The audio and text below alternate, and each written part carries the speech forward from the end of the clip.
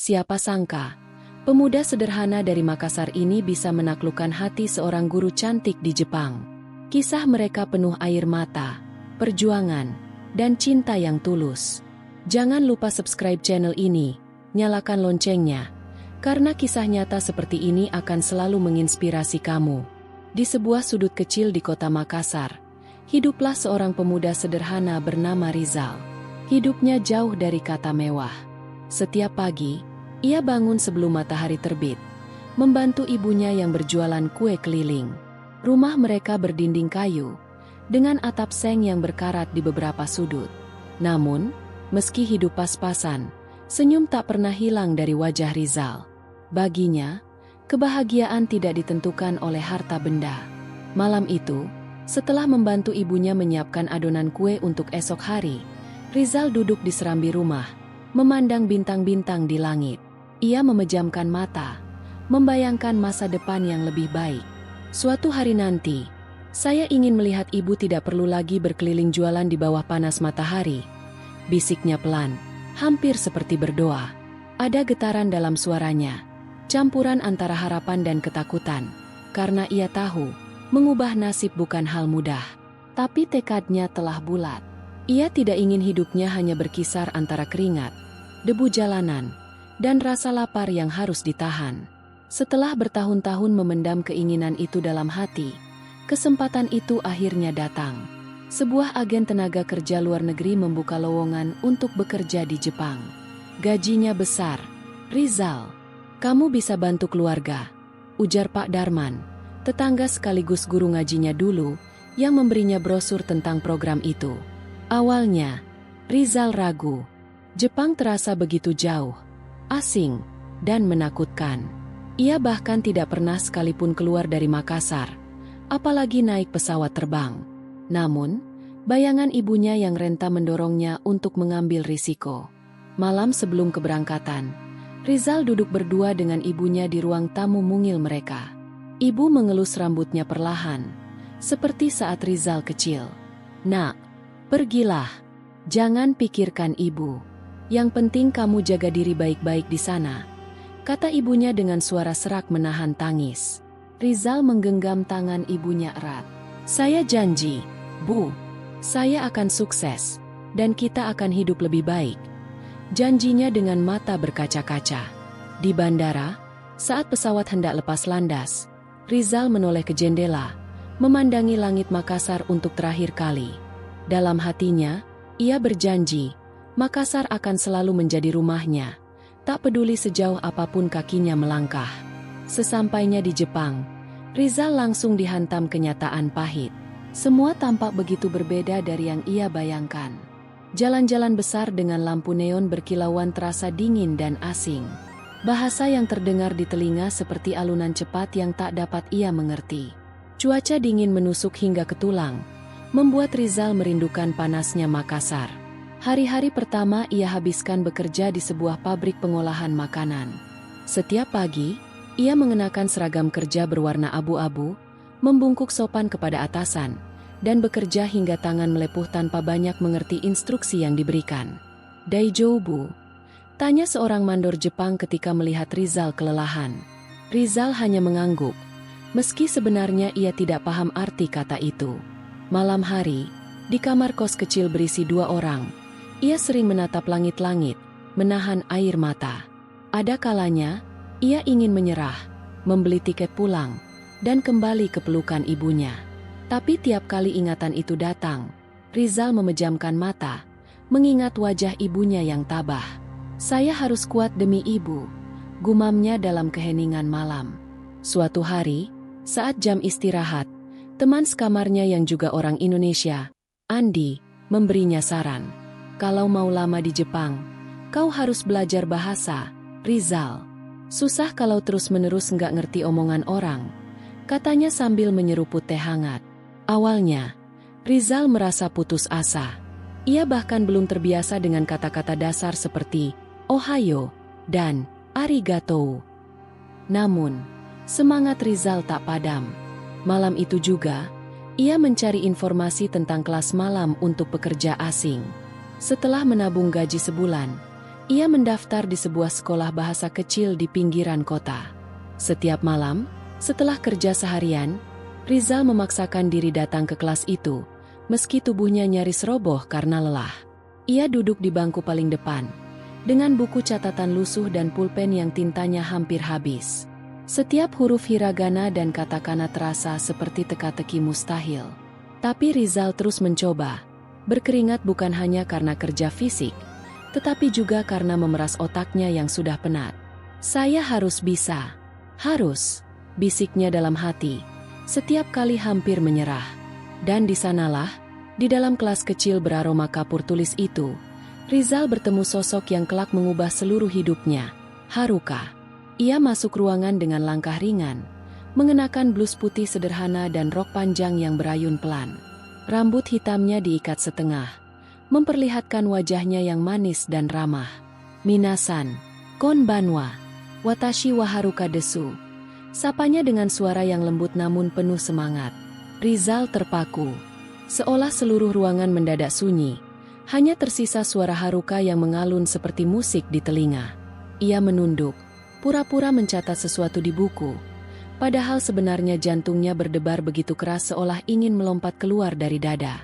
Untuk pertama kalinya sejak tiba di Jepang, Rizal merasakan sesuatu yang asing namun hangat. Sebuah perasaan yang mengalahkan dinginnya malam, sepi, dan kerinduan yang membelenggu. Ia tidak tahu siapa Haruka, dari mana asalnya, atau bagaimana kehidupannya. Yang ia tahu, malam itu, sebuah cerita baru dalam hidupnya diam-diam mulai tertulis. Sejak malam itu, Rizal tak pernah lagi melewatkan satu pertemuan pun di kelas bahasa Jepang itu. Setiap malam, meski tubuhnya remuk selepas kerja, ia tetap datang dengan semangat yang tak pernah surut. Bukan hanya karena ingin menguasai bahasa Jepang, tapi juga karena ingin melihat senyuman Haruka. "Sensei, kore wa nan desu ka?" tanya Rizal dengan terbata-bata, menunjuk sebuah kata di buku teksnya. Haruka tersenyum lebar, matanya berbinar, lalu dengan sabar membimbing lidah Rizal mengucapkan kata-kata asing itu. Setiap kali Haruka tersenyum, Rizal merasa dunia seakan melambat. Ia ingin terus bertanya, terus belajar, hanya untuk mendapatkan perhatian lebih lama darinya. Malam-malam Rizal kini penuh dengan semangat baru. Di kos, ia mengulang-ulang catatan pelajaran sambil tersenyum sendiri. Kadang, Andi hanya menggeleng-geleng melihat tingkah Rizal. "Woi, jangan sampai lupa tujuan awal, bro. Kau ke Jepang buat cari duit, bukan cari jodoh." Canda Andi sambil tertawa. Tapi Rizal tahu, hatinya sudah mulai melangkah ke arah yang sama sekali tidak ia rencanakan. Suatu malam, hujan turun deras membasahi kota kecil tempat Rizal tinggal. Setelah kelas berakhir, Haruka menawarkan tumpangan kepada murid-murid yang kesulitan pulang. Tanpa banyak berpikir, Rizal memberanikan diri bertanya, "Sensei, bolehkah saya ikut?" Haruka tersenyum dan mengangguk. "Hai, Mochiron," katanya riang. Di dalam mobil kecil berwarna putih itu, Rizal duduk kaku di kursi penumpang, berusaha keras menahan kegugupan. Hujan menari di atas kaca jendela, menciptakan irama tenang yang anehnya membuat Rizal sedikit nyaman. "Rizal-san, sudah berapa lama di Jepang?" tanya Haruka memecah keheningan. "Baru 6 bulan, Sensei," jawab Rizal, berusaha keras merangkai kata dalam bahasa Jepang yang terbata. Haruka tertawa kecil. "Sugoi, bahasa Jepangmu bagus." "Loh," katanya memuji. Rizal tersenyum kikuk. Namun di dalam hatinya, pujian itu bergema, memberikan kehangatan yang belum pernah ia rasakan sejak meninggalkan tanah air. Sejak kejadian itu, hubungan Rizal dan Haruka perlahan menjadi lebih dekat. Bukan hanya di ruang kelas, tapi juga di luar.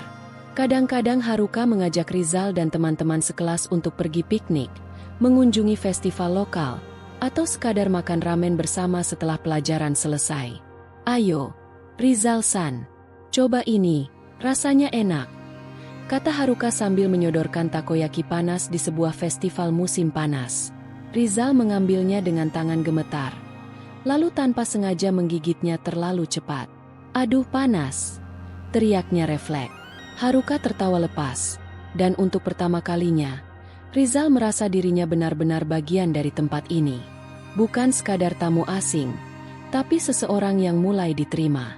Perasaan itu, rasa diterima, rasa diperhatikan, membuat Rizal diam-diam menyimpan benih harapan di hatinya. Ia tahu, mungkin ini gila. Ia hanyalah seorang buruh pabrik, sedangkan Haruka seorang guru terhormat. Tapi hati tidak pernah mengenal logika, bukan? Namun, jalan cinta Rizal tidaklah mulus. Di antara teman-temannya, banyak yang mulai memperhatikan kedekatannya dengan Haruka. "Kau pikir orang Jepang mau sama orang seperti kita?" sindir salah satu rekan kerjanya suatu malam di kantin pabrik. Kata-kata itu menancap dalam-dalam di hati Rizal. Ia mulai ragu, takut, merasa bahwa mungkin dirinya memang terlalu bermimpi. Haruka berasal dari dunia yang berbeda, budaya, status, bahkan bahasa. Kadang, saat melihat Haruka tertawa bersama teman-teman sesama gurunya, Rizal merasa seperti makhluk asing yang hanya bisa memandang dari kejauhan. Ada malam-malam di mana Rizal menatap langit-langit kamarnya, bertanya pada dirinya sendiri, apakah saya pantas berharap lebih? Namun setiap kali keraguan itu muncul, ingatan akan senyuman Haruka, perhatian kecilnya, tawa lepasnya, membuat Rizal tak bisa mematikan api kecil yang sudah terlanjur menyala di hatinya. Sampai suatu malam yang dingin, setelah kelas selesai lebih awal, Haruka menghampiri Rizal yang tengah membereskan buku. "Rizal-san," katanya, suaranya agak ragu. Rizal menoleh cepat. Jantungnya seolah berhenti berdetak. "Ano, maukah kamu menemani saya sebentar? Saya ingin menunjukkan sesuatu," lanjut Haruka. Tanpa pikir panjang, Rizal mengangguk.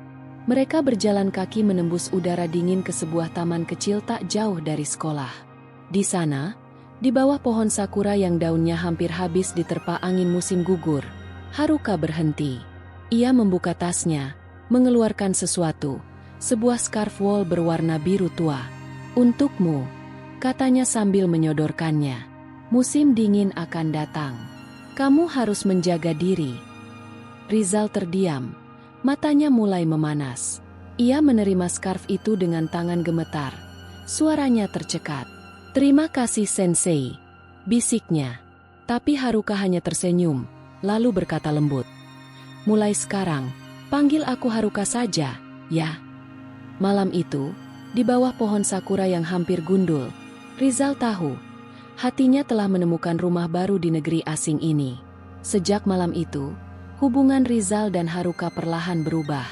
Ada sesuatu yang berbeda di setiap tatapan, di setiap sapaan kecil yang dulu terasa biasa saja, kini seolah mengandung makna yang lebih dalam. Rizal sering menemukan dirinya tersenyum tanpa sadar hanya karena mengingat Haruka. Suatu sore saat membersihkan mesin di pabrik, Rizal bergumam, "Ya Allah, apa aku sedang jatuh cinta?" Andi yang mendengarnya langsung menepuk punggung Rizal keras-keras. "Fix, kau sudah gila, bro. Hati-hati, orang Jepang itu beda dunia sama kita." Tapi Rizal hanya terkekeh kecil. Dalam hatinya, ia tahu bahwa perasaan ini terlalu dalam untuk disangkal. Ia sudah jatuh, dan mungkin sudah terlalu jauh untuk kembali. Namun keraguan tetap menghantui Rizal. Ia tahu bahwa di balik senyuman manis Haruka, ada tembok besar yang mungkin sulit ia lewati. Perbedaan budaya, bahasa, dan mungkin juga keluarga. Suatu hari, saat berjalan pulang bersama Haruka seusai kelas, Rizal memberanikan diri bertanya, "Haruka, apakah orang Jepang tidak keberatan kalau menikah dengan orang asing seperti saya?" Pertanyaan itu keluar dengan suara bergetar, hampir tenggelam dalam deru angin musim gugur. Haruka menatapnya sesaat, lalu tersenyum tipis. "Tidak semua, Rizal. Tapi memang tidak mudah," jawabnya pelan. Jawaban itu membuat Rizal terdiam lama. Ia menggenggam scarf biru pemberian Haruka erat-erat di sakunya. Meskipun kata-kata itu sederhana, ia tahu bahwa perjuangan untuk meraih cinta ini akan penuh tantangan. Hari-hari berlalu, dan musim dingin akhirnya tiba. Salju pertama turun, menyelimuti atap-atap rumah dan jalanan kota kecil itu dengan warna putih bersih. Di tengah dinginnya udara, Rizal merasa hangat setiap kali bersama Haruka. Suatu sore, Haruka mengajaknya ke sebuah kuil kecil di pinggiran kota. Ada festival musim dingin malam ini, katanya ceria. Rizal mengangguk, meski sebenarnya ia gugup setengah mati. Di bawah gemerlap lampu-lampu lentera, di antara bau harum makanan festival yang mengepul di udara, Rizal dan Haruka berjalan berdampingan. Indah, ya? Kata Haruka sambil memandang ribuan lampion yang melayang ke langit malam. Rizal menoleh, tapi bukan langit yang ia pandangi, melainkan wajah Haruka yang tersenyum hangat. Indah sekali, jawabnya pelan. Suara hatinya akhirnya berani bersuara. Di momen yang penuh keajaiban itu, Rizal akhirnya mengumpulkan keberanian. Saat mereka duduk di bangku kayu menghadap taman bersalju, Rizal mengambil napas panjang. Haruka, aku mencintaimu, katanya dengan bahasa Jepang seadanya, tapi penuh ketulusan.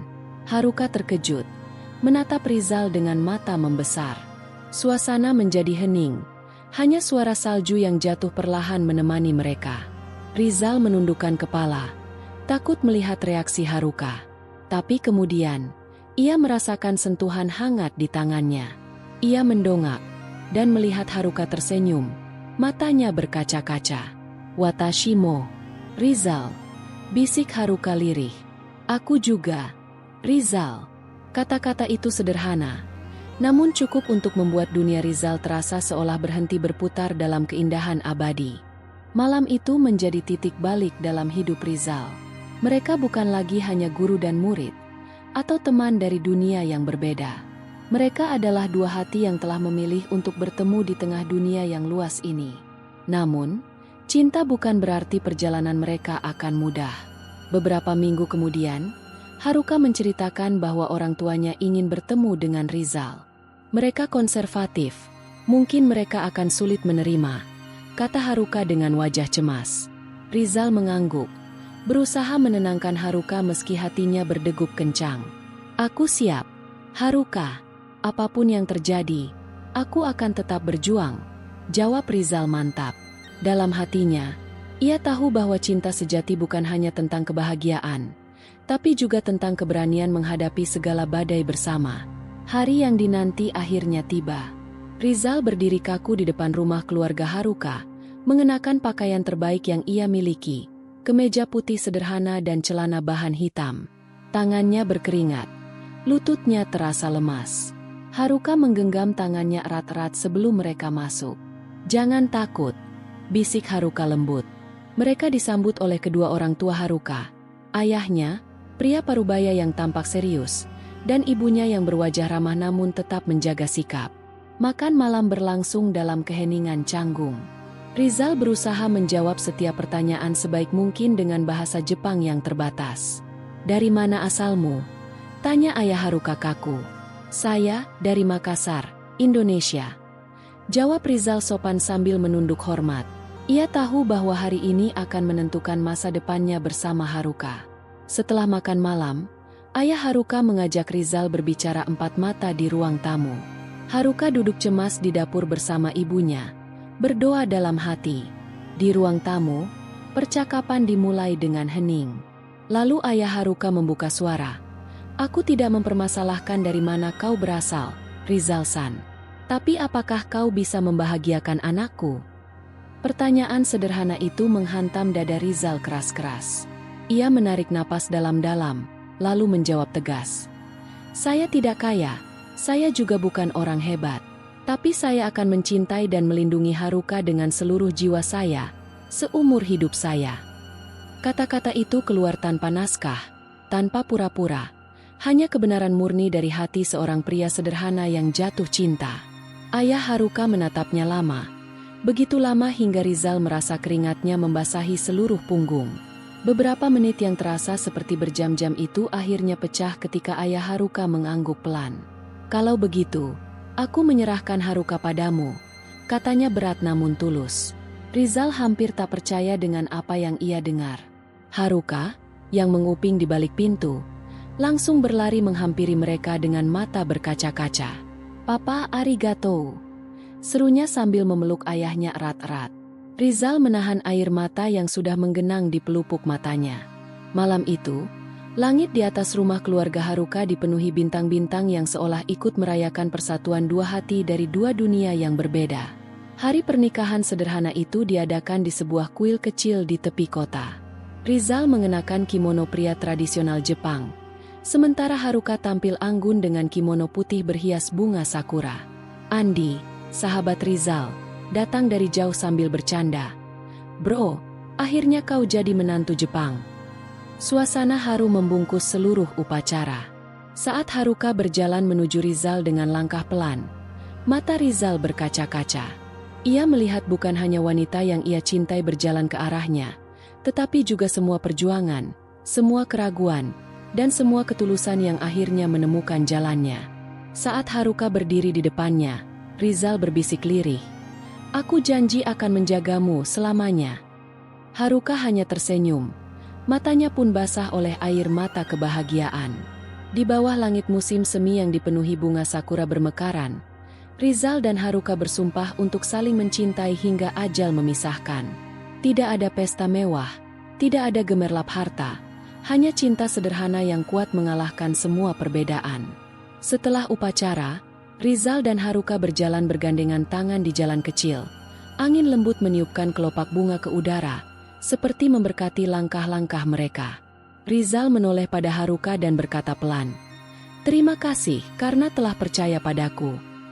Haruka mengeratkan genggamannya dan membalas, "Tidak, akulah yang berterima kasih, karena kau membuatku percaya pada cinta." Dan di negeri asing yang dulu terasa begitu jauh, Rizal akhirnya menemukan rumahnya dalam pelukan wanita yang ia cintai.